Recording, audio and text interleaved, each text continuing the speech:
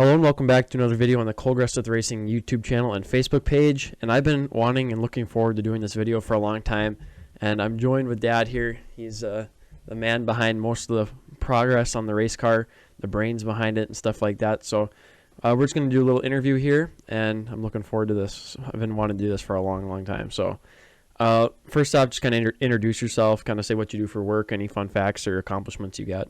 Cole's dad, and I run a machine shop, quality engine machine, and yeah, this is kind of going to be kind of an interesting, fun little interview. Yeah, hopefully it is. So this is going to be mainly about you racing and kind of stuff like that. So how did you first get into racing, and was it just kind of something that was there, or did you have to start it? Well, Dad and I, my brother went too. When we were young, we went to the races every Friday night, Saturday night, Sunday night, pretty much the whole time I was growing up. And Dad never did circle track race. He drag raced, but when got to be about 14 years old, figured it was time to give it a whirl. Nice. So we were kind of the same age then. Yep, pretty much exactly. Okay. So when you started out, did you work on maintenance? Like, were you very hands-on in that department, or did you kind of have Papa Todd do most of it? I'd say I was there probably 90% of the time, but I had a good teacher. He sat there and walked through everything, and I guess it's the best way to learn. And he's probably one of the best to learn from. So, and then like mini stocks were very different then than they are now. What were they kind of when you were growing up compared to how they are now? Back then they were mostly Mustangs, some Pintos. They were rear-wheel drive, and four-cylinder 2300 Fords is pretty much the most common thing. So they were pretty different from now, front-wheel drive Cavaliers and Cobalt, stuff like that. When you first started, were you good, or did it take some learning and getting used to? Oh, I was definitely a rookie. That was tough, not knowing really that much about what needed to be done, and got to just learn the ropes. So it took a while to get the hang of that. So were you learning with Papa Todd, or did Papa Todd kind of have an idea of what was already going on? Did he kind of know? He was probably learning just as much as we were. He had more of an understanding, but I don't know as if you ever really do know exactly everything. So yeah, that's true. So how'd you get your race number? Because I know everybody has their special reasons and how they get that. So just kind of talk a little bit about that. Well, growing up, Kevin Nathy, he lived down the street from us, and he started racing.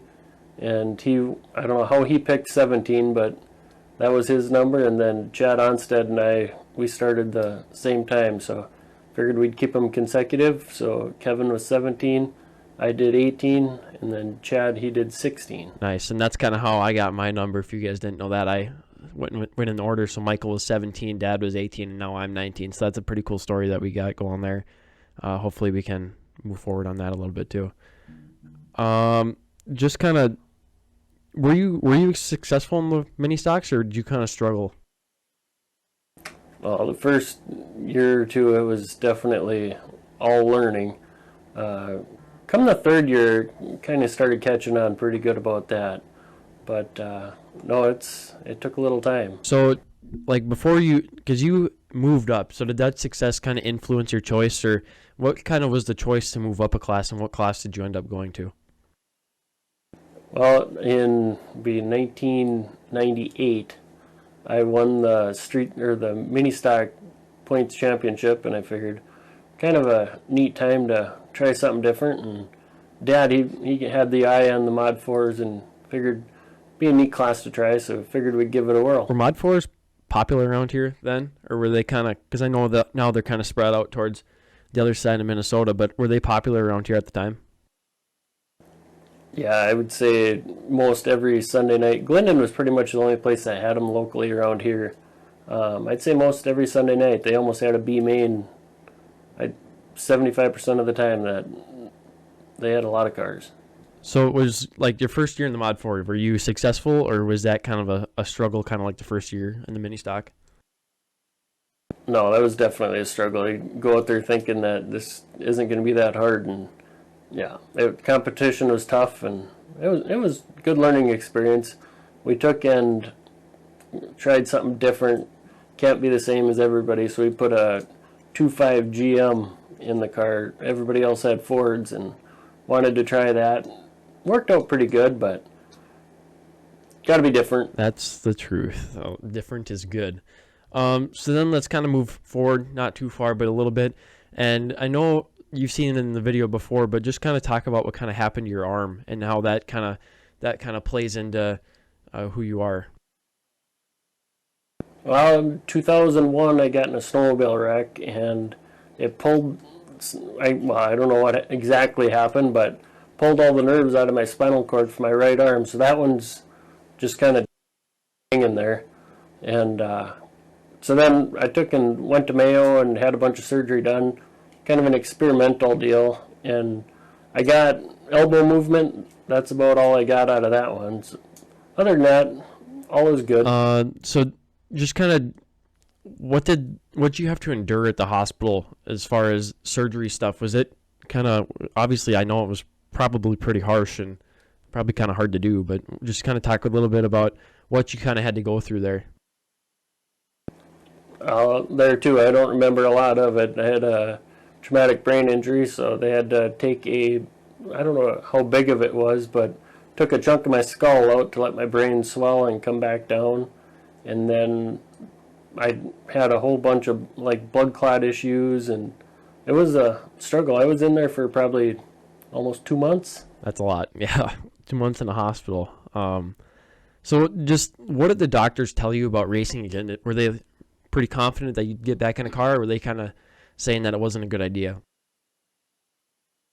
Yeah, doctors I think are pretty much all opposed to stuff like that, but with my blood clot situation, I was on blood thinners, and they said absolutely no racing. But I kind of bucked the system a little bit and started racing, and then one doctor seen my name in the paper and said, "Is this you?" I said, "Yep," and he says, "No more." I said, "Well, no more Coumadin." So I quit that then, and all has been good. That's funny. So you just kind of told him that you were done with that. And what were just some challenges that you kind of faced after coming home from the hospital as far as obviously getting back into racing? Did you have to make any adjustments or improvements to your car to make it a little bit better, or just at home, what were kind of some of the problems that you had to try and get through and find different solutions for? Just obviously I was right hand dominant, so now I don't have a right hand, so trying to learn to write and tie your shoes one-handed and stuff like that, that was kind of tough. Racing wise, I didn't think I could really do it again, but Bryce Bierke said, "Jump in my car, try it." One night during hot laps I did, and that was easier than I thought it was going to be. So took and had to do a few adjustments, made a tear-off machine where it was an electric tear-off on my helmet, and I put a button down by my knee. So whenever I needed a new tear-off, I just hit the button with my knee and it'd scroll it off to the side, and all was good. I think that's something really special about like not our family and just the racing community in general is we just make weird things like that tear-off thing that just it has a meaning and it's really kind of cool. But yeah, it's just try and do stuff with your one hand one time. It's pretty hard to do. I know I've tried in the past to just even do simple things like eat with the other hand or stuff like that, and I can't imagine what that was like. It must have been really, really tough. But so now we're kind of getting back into some more racing stuff here. And what was it like racing against your brother? I mean, you two being on the same track, because I know just even family game night around here gets pretty rough. So just kind of wondering what that was like as far as competition-wise. It actually was a lot of fun. You know, our family's super competitive amongst each other and just wanting to do good. And I would say overall racing with each other, it was pretty calm. There wasn't really too much conflict. We probably respected each other a little bit more than maybe some others, but it was a lot of fun. We'd come home from the races, watch the videos, and kind of try to learn from each other, and it was a good time. Yeah, I mean, it had to have been pretty fun just being out there with your family member, and especially out in the garage, you know, you two and Papa Todd. And that kind of leads me into the next question here. What was the level of competition like at home? Were you two on each other's like backs, just trying to find out who was better and how to get better? No, I wouldn't say too much about that. We took in, like I said, we learned a lot from each other. We could go out and do different things and try it, and I think it helped both of our programs out. I do remember one time in Ada, I was behind him and he was going on the backstretch, and I started bumping into the back of him. Pretty soon he flipped me off out the back of the race car. He put his hand up, and he knew who it was. Yeah, it's stuff like that. You just know who that is. So then that kind of also brings me another question about family and stuff. Did Papa Todd have a favorite race or favorite son who was a race car driver? Was he pretty equal? I would say if he did, he was very good at hiding it. He has been super supportive of both of us, and there too, he's competitive, wants to win, so he did what he could to help both of us. Saying he's competitive and wants to win is an understatement for sure. That I've never seen anybody who wants to win more than him. So then we go on to say that like Michael wins 2 national championships in a row. Were you guys racing the same amount, or was he racing a little bit more than you were for those years that he won?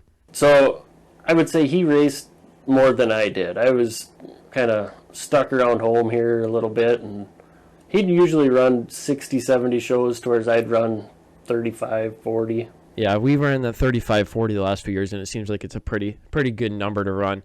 You still have time to do other stuff, but you still get your fix of racing. But 70 shows, that's a lot of shows. And then we just kind of go into, I read a little bit into this in an article you guys did with the Fargo Forum, and it said that Michael moved up to a modified in 2006. Is that correct? Or somewhere around there? Yep, he won the national championship in 04 and 05, and then he decided he was going to do a modified. And then from what I've heard from everybody, and well, from the stats too, this was your year. This is the year that you've kind of been waiting for. And just talk a little bit about the results of the 2006 race season. Well, it was 05. I finished second to Michael, I don't know how many times, and figured, it was a good opportunity. And Brad Roney, he took and said, if you want to, let's build a new car and see what happens. So built a new car and went out, started going really well, and I think we raced about 59 races that year. And yeah, I wouldn't trade it for a thing. It was awesome. So what were you remember the numbers of that year, like your win percentage or stuff? Because that's pretty impressive. I think we raced 59 times, and I think I had 29 feature wins. So that's, yeah, do the math there. That's pretty good. So, and this question wasn't on our list, but what was it like racing for somebody else? Was that interesting, or had you done that before? No, that was definitely an interesting deal. Like I said, Brad, I couldn't have picked a better car owner, but it was really good. He gave me his pickup and his trailer and the race car, and I kept it all at our house and maintained it, and it was a good experience. So everybody kind of has a favorite memory of their national championship run. So if you have any favorite national championship memories, just go ahead and share them. I don't know. The whole experience was really good. I guess as a whole, winning it was Glendon, Ada, Fargo, North Dakota State, Minnesota State, and the national championship. It was pretty hard to beat that. So you won both the North Dakota and Minnesota State titles, we'll say, or championships? Yeah, it was unreal. We raced all over the place. Went Fargo, Ada, Glendon, Devil's Lake. Went to Grand Forks one night. Bemidji. It was everywhere. It was a lot of fun. I did not know you won the Minnesota North Dakota championships. That's pretty cool. So then let's just talk about how important the support of your family, friends, fans were during this season, because obviously you couldn't have done it alone. No, it was a lot of work. We had my whole family was my wife's family, my family. We working on that thing all the time. They'd chase us up and down the highway, and anything we needed, if it was late at night, they'd be the first ones there to help. No, it was a lot of fun. Okay, now I just have a few rapid fire questions here that we're gonna do, because this is kind of a good spot to do these for. So I'm gonna ask you a question, and you're gonna going to answer it. And most of these were written by my mom, who spent a lot of time with Dad during the national championship run. So your favorite racetrack would have to be what? I think as a whole, my favorite race, I have probably two. I really liked Bemidji, and Lisbon was a lot of fun as well. Yeah, those places are pretty cool. Slick or heavy racetrack? Slick by all means. I think it definitely, it puts a lot more on the car and the driver in that respect, and if you do end up in a little wreck, it's not near as bad as if it's muddy and wide open fast. So Mom also had this one on here, driver or official?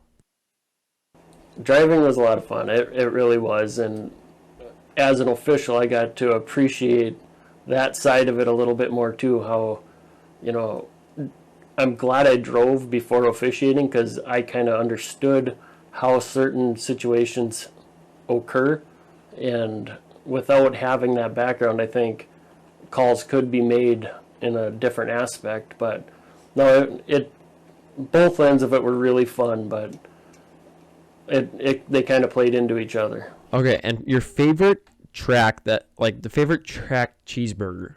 I guess for cheeseburger part of it, I didn't really ever eat on race day. I'd probably wait until I got home to pick out, so I don't have a fair answer at that. As a whole, I'd say Ada probably had the best cheeseburgers. I would have to agree with both things he said there. Don't eat during the race day or at the racetrack. Eat when you get home 100%, but Ada for sure has the best cheeseburgers. Now this one I think I already know the answer to as well, but race night or like regular race night or special season? I don't know. The race night, regular race night gets it gets to be a hard grind, but special season, I mean, it's a little stressful, but the atmosphere and having everybody in one big area, it's pretty tough to beat. Yeah, I would have to agree with that. And now this one, I've never been to a few of these here, but Mom also added these on here, probably from your national championship run. So there's two racetracks on here. Just name which one you like the best. She has Canby or Bemidji. Bemidji was more of my favorite. And then she also has on here Lisbon or Glendon. Oof, that's a toss-up. I guess Glendon was a little tighter and a little more elbows up, so I think I'd have to go with that one. Yeah, I would agree with that. Now, this has been a family debate of ours for a while, and because, as you know, I've had both a black and a white nose cone, and we've been arguing back and forth. I mean, we've come to a decision already. It's on the race car, but Mom likes one and I like one, and Dad likes, we'll figure it out, black or white nose cone. I don't know. Black definitely hides a lot more of the tire marks and stuff, but we had to go against Mom, and I think white looks a little nicer, so guess if it gets all tired up, we'll have to put a different one on. Yeah, I would have to agree with that. And then this probably comes more from the officiating standpoint, but what is your favorite race class? If you have a favorite. I don't know. I really like modified stuff. The open modified, it's tough to beat that. Yeah, I would have to agree with that. Mine would probably be late models or sprint car, or late models or modifieds. After the 2006 race season, you ended up hanging it up and calling it quits. Just kind of what went into making that decision as far as ending your racing career? I guess I wouldn't say it's ending my career, but as far as a driver, Cole was being born that April, so figured it's a good time to be quit, and hey, what better time to go out after you win the national championship. So do you have any other fun racing stories that you have, maybe not from your national championship year, but just like you, Pop Todd, Michael going up and down the road or anything like that? We made one trip out to Wyoming. It was a lot of fun. Went to Ada. Michael raced there, and I was officiating in Ada then. We had my car in the trailer, and then after the races in Ada, loaded Michael's up, and we all hit the road, drove overnight into Wyoming, and raced 2 shows in Wyoming, and then on our way back, Gillette was racing. So then we called there, and they said, yep, we'll put your class towards the end. So then we cruised up the highway, got there just in time, unloaded, raced Gillette, and then got done there, loaded the cars up, and drove all the way home so we could make it for Glendon. Got about a half hour away from home and it rained out. But that was a lot of fun. It was a pretty tiring weekend, but can't pass them up. No, for sure not. Them tiring weekends, they end up being exhausting, but you can't beat them. They're probably some of the most fun weekends you'll ever have. So now just kind of explain how racing has evolved over the last few years, because I know the late model stuff has evolved a lot, and everything is just becoming so much more advanced. Just how do you see it? I guess I'm not that old, but I look back to when I first started, and you'd end up making a lot of things at home that you'd try to make your car faster. And I think now as time goes, the technology part of it is definitely taken over, and it starts all at the top. I mean, them top tier stuff, they race on it for a few years, and then it just kind of trickles down into your weekly racing stuff. And I'd say technology has probably taken over more than anything. Yeah, that's very true. And now let's kind of talk about my career and how you've played a huge role in that. Just kind of, what has it been like watching somebody who has no idea what they're doing? That's myself, if you couldn't tell. I have no idea what I'm doing. And how do you see it when I go out and try and race with other people, and like I make a move or I do something, and you would have done something completely different? No, it's been a lot of fun. Watching Cole doing go-karts and stuff, it was kind of nerve-wracking right away, but my wife is probably more competitive even than myself, and we've been kind of tough on Cole as far as pushing and pushing and pushing, but in the end he really accepts it well, and it's a lot of fun watching him race.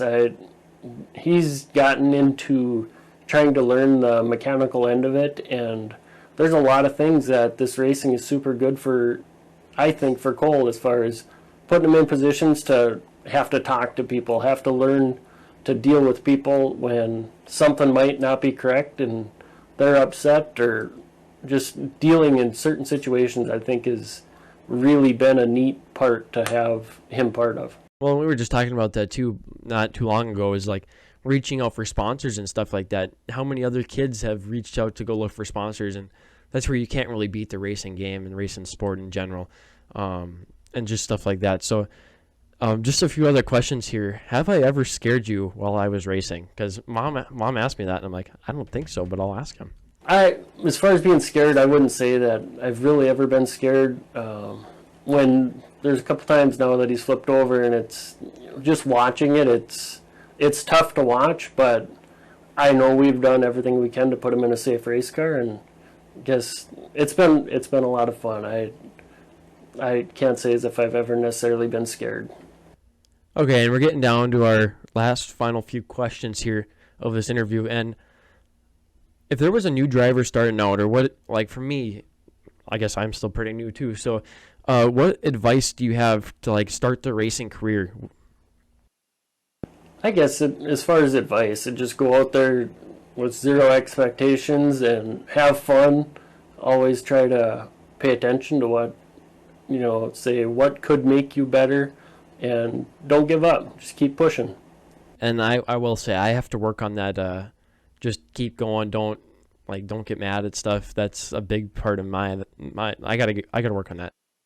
I would say if anything, the toughest part is on the racetrack. If something happens where somebody gets into you or you get into somebody, and don't let it fluster you. Just blow it off and start over. Yeah, you definitely tailored that one to me, because I struggle with that.